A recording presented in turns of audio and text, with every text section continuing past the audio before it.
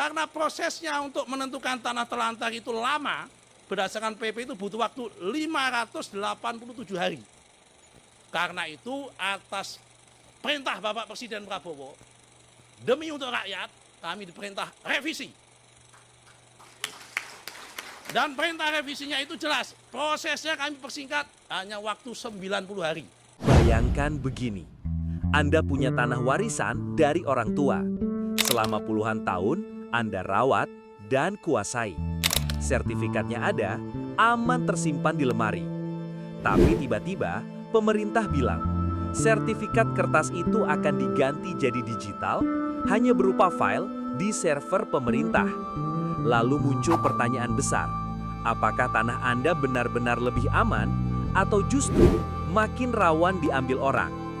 Inilah yang sedang kita hadapi sekarang.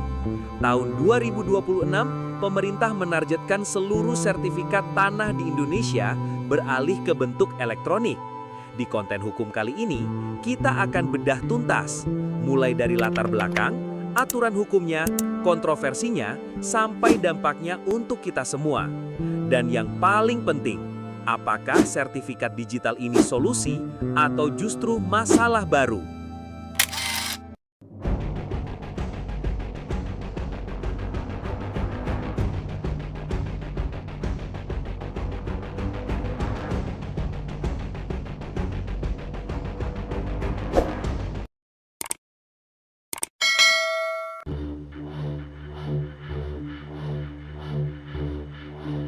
Kenapa pemerintah tiba-tiba mau ubah sertifikat tanah jadi digital? Jawabannya sederhana. Karena masalah tanah di Indonesia memang sangat kompleks. Selama ini kita sering dengar istilah mafia tanah. Mereka bermain dengan dokumen palsu, sertifikat ganda, atau manipulasi di dalam kantor pertanahan. Kasus tumpang tindih tanah pun sering muncul karena sistem pencatatan kita masih manual dan gampang dimanipulasi. Nah, pemerintah melalui ATR BPN menganggap digitalisasi sertifikat bisa jadi solusi. Idenya begini, kalau semua data tanah disimpan dalam sistem komputer, maka tidak ada lagi sertifikat palsu. Transaksi jual beli juga bisa lebih cepat, dan sertifikat tidak akan hilang atau terbakar. Selain itu, langkah ini juga sejalan dengan program transformasi digital nasional. Semua layanan pemerintah sedang dipaksa masuk ke era online. Tapi pertanyaannya, apakah sistem ini benar-benar siap?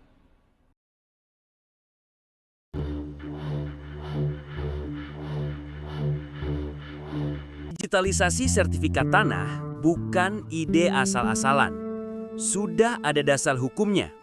Pertama, ada UU Pokok Agraria tahun 1960. Lalu, ada Peraturan Pemerintah Nomor 18 tahun 2021. Dan yang paling spesifik, ada Peraturan Menteri ATR BPN Nomor 1 tahun 2021. Artinya, sejak 2021, secara hukum sudah ada jalannya untuk mengganti sertifikat kertas jadi sertifikat elektronik. Targetnya jelas, tahun 2026, seluruh tanah di Indonesia sudah berbentuk digital. Jadi kalau ada yang bertanya, apakah sertifikat digital sah secara hukum? Jawabannya, iya.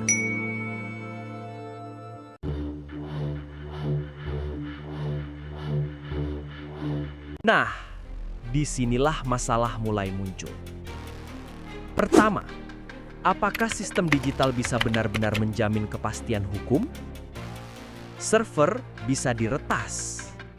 Kalau sistem BPN dibobol hacker, apa yang terjadi dengan data tanah rakyat? Kedua, bagaimana dengan masyarakat yang belum melek digital? Masih banyak desa yang belum terjangkau internet. Kalau sertifikatnya full digital, apakah mereka bisa mengakses haknya dengan mudah? Ketiga, ada potensi konflik kepentingan. Kalau ada oknum yang bisa mengutak-atik data, maka hilanglah hak masyarakat. Bukannya mengurangi mafia tanah, malah melahirkan mafia tanah era digital.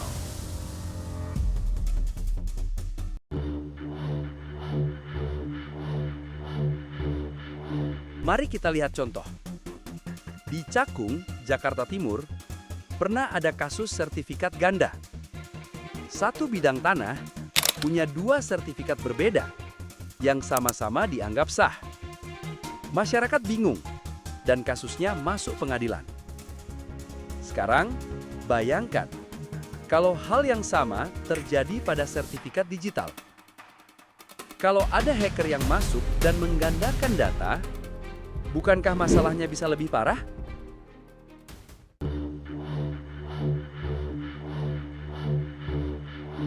Menurut pemerintah, sertifikat digital lebih aman. Ada backup data, ada enkripsi, dan katanya lebih sulit dipalsukan. Tapi, pakar hukum agraria mengingatkan, kalau sistem diretas, akibatnya lebih fatal.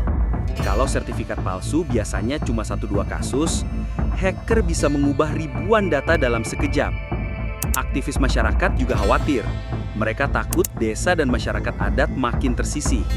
Sementara masyarakat sendiri, ada yang senang karena praktis, tapi ada juga yang takut kehilangan bukti fisik. Kalau diterapkan, dampaknya luas. Secara ekonomi, transaksi jual beli tanah bisa lebih cepat. Secara sosial, potensi konflik baru bisa muncul jika ada kesalahan data. Secara politik, isu ini bisa jadi bahan panas di DPR. Dan secara HAM, masyarakat adat bisa terancam kalau tanah mereka dipaksa digital tanpa persetujuan. Mari kita bandingkan sisi positif dan negatifnya. Dari sisi positifnya, terlihat lebih modern, efisien, tidak ada sertifikat hilang atau terbakar. Namun, dari sisi negatifnya, akan rentan hacker, semua orang belum bisa akses internet, dan rasa aman masyarakat berkurang.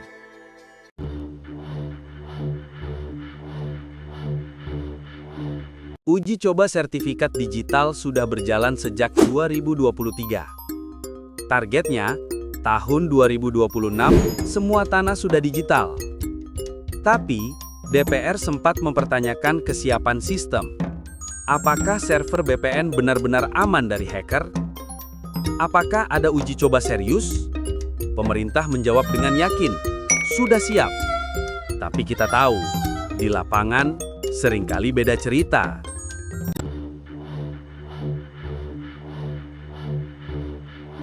Ada 3 tantangan besar. Pertama, infrastruktur digital. Apakah semua daerah sudah punya internet stabil? Kedua, SDM BPN. Apakah aparat siap menghadapi serangan siber? Dan ketiga, literasi masyarakat. Apakah rakyat kecil bisa mengakses sertifikat digital dengan mudah? Kalau 3 hal ini tidak beres, program sertifikat digital bisa jadi bumerang.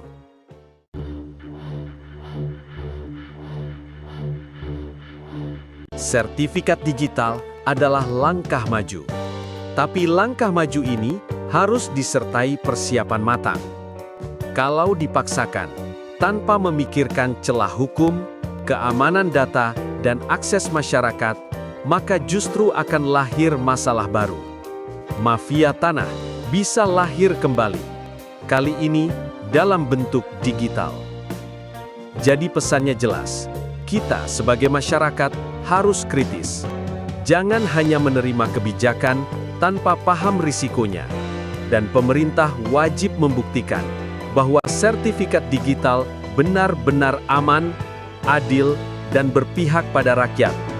Karena kalau tanah kita hilang, itu bukan sekadar kehilangan aset, tapi juga kehilangan masa depan. Nah, bagaimana menurut kalian?